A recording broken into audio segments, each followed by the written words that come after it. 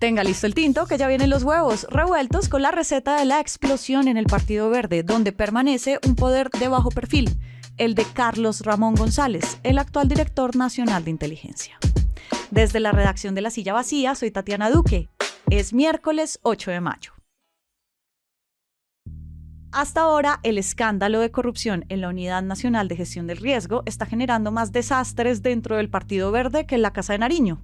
El martes renunciaron las dos caras más visibles del Verde en los últimos 15 años. Antanas Mockus, quien fue la cara de la ola verde, y Claudia López, la primera alcaldesa elegida en la historia de Bogotá. Pero antes, detrás y después de ellos hay un poder permanente en el Verde que lo enlaza con Palacio.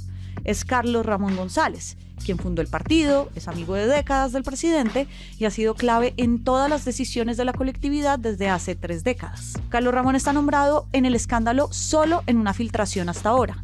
Él tuvo en su poder el famoso computador de Palacio y ahora maneja la inteligencia y contrainteligencia del presidente. Hoy hablamos de su poder y de por qué es la verdadera alma del Verde. Ginette Prieto es la coordinadora de las investigaciones en La Silla y lleva años reporteando a Carlos Ramón. Gracias por pasar por acá. Gracias a ti por la invitación, Tati. Se fue Claudia, se fue Antanas, pero no se fue Carlos Ramón González. ¿Hace cuánto tiempo él está detrás del Verde? De toda la vida. Mira, Carlos Ramón es uno de los cofundadores de la Alianza Verde. Ha estado 30 años detrás de todas las decisiones de ese partido. Estuvo ahí cuando arrancó como Alianza Democrática, que se creó cuando el M-19 se desmovilizó. También estuvo cuando pasó a llamarse Opción Centro por allá por mediados de los 2000. Luego cuando mutó al Partido Verde Opción Centro, previo a la Ola Verde. Cuando pasó a ser solo Partido Verde, después de la Ola Verde. Y cuando se convirtió en la Alianza Verde. Sí. Y todos esos años ha sido un alto directivo y copresidente. Estuvo en ese cargo con Antanas Mockus y con Antonio Navarro Wolf hasta que entró al gobierno de Petro. En todo ese tiempo daba avales, prestaba plata para las campañas y se encargaba de los temas administrativos del partido. También tiraba líneas sobre lo estratégico, participaba en casi todas las discusiones. Incluso muchos militantes con los que hablamos nos decían que él era el dueño del letrero. Y nunca salía en la foto. Ahora, ¿cuál es el valor agregado que le dio Carlos Ramón al Verde? ¿Por qué era necesario que él estuviera ahí? Pues en realidad no es que fuera un valor agregado por sí mismo, es que él fue el que puso los cimientos. El tema es que siempre se movió fuera de los reflectores. Por ejemplo, si iban a tomar una foto en la que todos salieran, Carlos Ramón se quitaba. Así fue como nos lo describió un militante. No le interesaba figurar y eso en parte es porque él sabe el precio de figurar. ¿Por qué? Mira, en sus inicios políticos, Carlos Ramón intentó ser protagonista. Fue congresista por los acuerdos de paz con el M-19 y cuando no se reeligió en el Congreso se lanzó al Consejo de Bucaramanga y logró elegirse 2 veces. Sí. Pero así como fue fugaz su ascenso, luego de militar en el M, también fue su caída. En el segundo periodo en ese consejo termina condenado por usar plata pública para financiar sus campañas. Ahí es cuando da un paso al costado y se dedica a la política, pero sin figurar, claro. O sea, a mover los hilos. Sí. Así que no es que Carlos Ramón haya sido un segundón en el partido porque Antanas y Claudia se llevaban todos los reflectores. Sí. Él le dio plataforma a Antanas, Peñalosa, Lucho, Fajardo, cuando fue la Ola Verde. Me acuerdo. Su opinión hacía parte de todas esas decisiones. El Verde tiene muchas facciones. La del M-19, que es la de Carlos Ramón, lo que fue el mocusismo, digamos que hay una gente más fiel a Claudia López, lo que quedó de Sergio Fajardo. ¿Cómo se movió Carlos Ramón para que todas estas facciones, o al menos el Verde como colectividad, entrara al petrismo en 2022? Bueno, ahí es que hay que tener en cuenta que el Partido Verde nace de la Alianza Democrática, que fue el partido que fundó el M-19 cuando dejó las armas. Y básicamente con lo que ha pasado desde que el Verde aterrizó con Petro, pues es que volvió a su esencia. Sí. En el Verde hay línea petrista más allá de Carlos Ramón con Inti Asprilla, por ejemplo.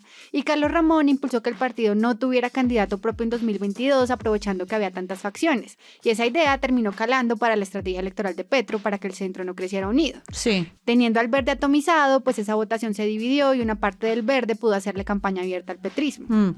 Y si ves, en general, esto no es una coincidencia. El Verde tiene sus orígenes en el M, la gente que fue del M-19 no solo es Carlos Ramón, Antonio Navarro Wolf, que es el otro copresidente, o Jorge Iván Ospina, que es el hijo de un exmilitante del M-19, están ahí. Claro. Ahora, cuando Carlos Ramón llega al gobierno en 2023, comienza a manejar el computador de Palacio, porque era el secretario general de Presidencia, y ahora es el jefe de la Inteligencia Nacional. Entonces vuelve a estar tras bambalinas.